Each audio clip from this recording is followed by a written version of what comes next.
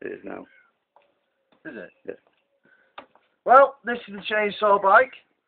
As you see, chainsaw engine, even got an exhaust, and it's motorised by a bar, a bit of a grease gun on the back wheel. We've transferred the throttle linkage on a cable to the handlebars. You can see it working. It has cruise control.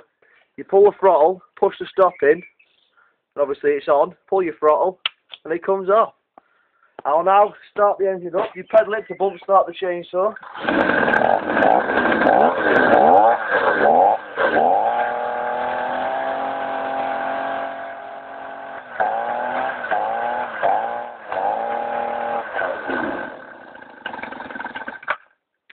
Just literally stop.